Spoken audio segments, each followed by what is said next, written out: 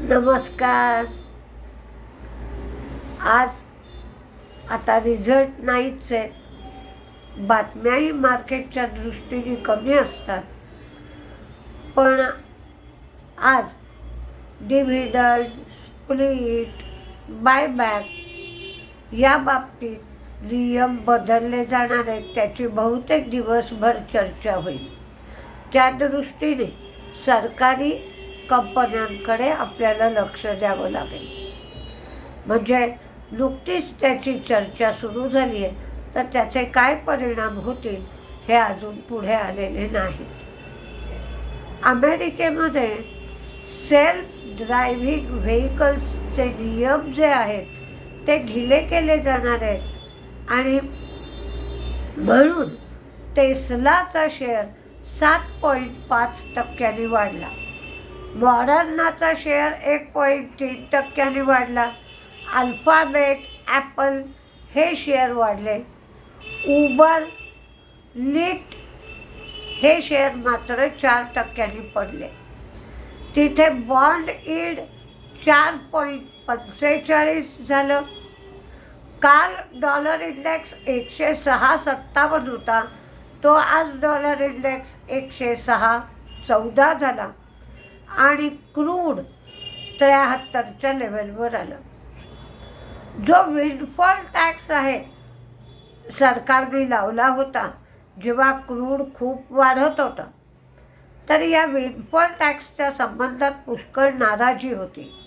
तर तो windfall tax सरकार आता रद्द करण्याची शक्यता आहे. कारण क्रूड आत्ता ज्या लेव्हलवर आहे त्या लेव्हलवर विंडफॉल प्रॉफिट कंपन्यांना होत नाही आहे. त्यामुळे विंडफॉल टॅक्सचा संबंध येत नाही.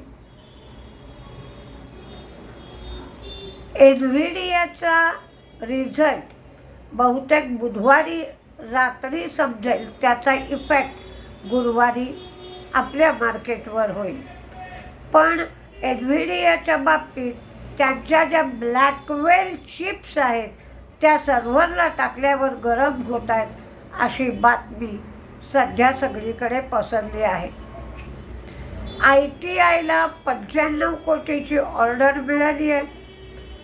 माझगाव डॉक्सला मात्र सबमरीन प्रोजेक्टच्या बाबतीत माझगाव डॉक्सला हे प्रोजेक्ट मिळण्याची शक्यता आहे.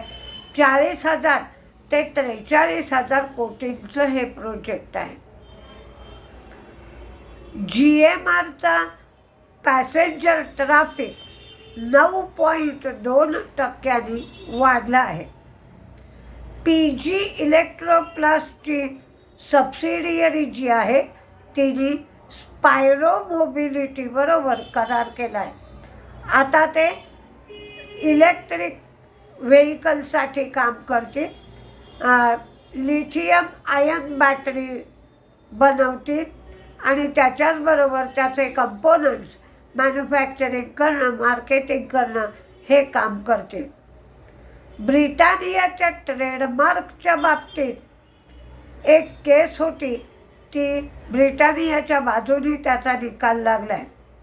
देसी बाईट्स हे गुड डे हा ट्रेडमार्क कोणत्याही प्रकारे वापरू शकणार नाहीत असं कोर्टाने सांगितलं आहे.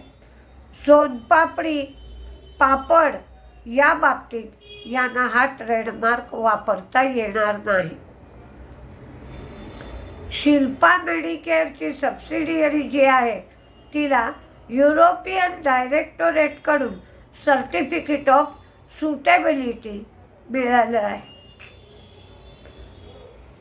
आणि ॲस्ट्राझेनेका आणि लुनिट हे दोघं मिळून AI powered digital pathology solution develop करणार आहेत.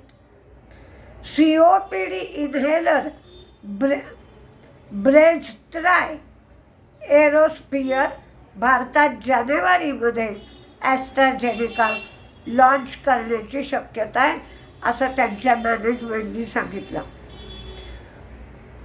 कोणते शेअर साधारणपणे तेजीत किंवा मंदीत राहू शकतात त्याची एक लिस्ट तुम्हाला काहीशी मदत होईल म्हणून देते तर ती वॉच लिस्टवर ठेवा.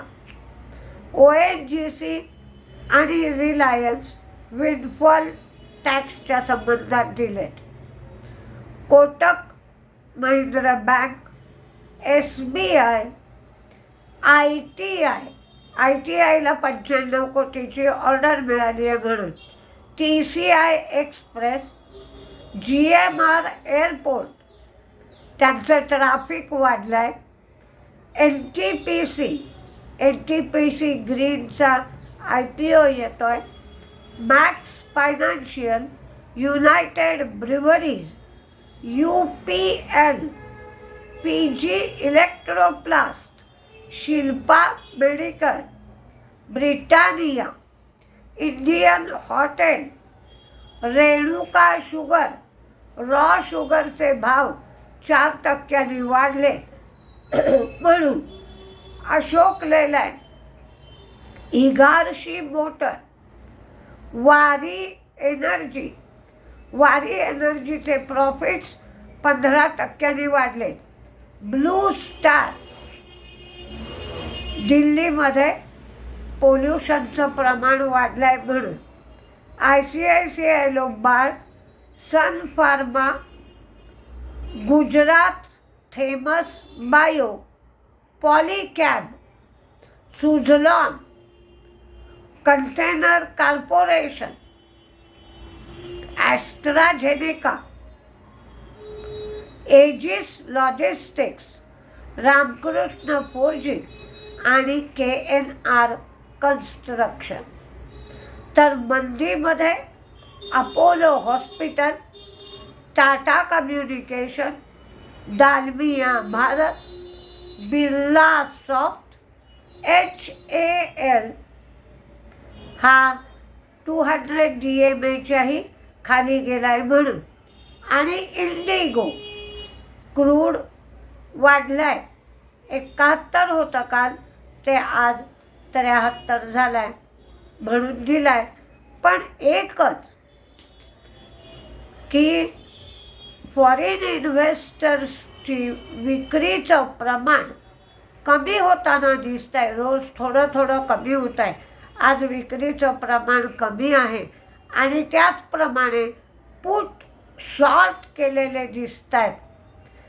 इंडेक्समध्ये पण शॉर्टिंग कमी दिसते आहे. त्यामुळे मार्केट काही अंशी सावरेल असं वाटतं आहे. तर बघूया काय काय होतं आहे. आज 9:15ला मार्केट उघडेल, त्यावेळेला आपल्याला स्पष्ट आरसा दिसेलच. पाहूया. नमस्ते.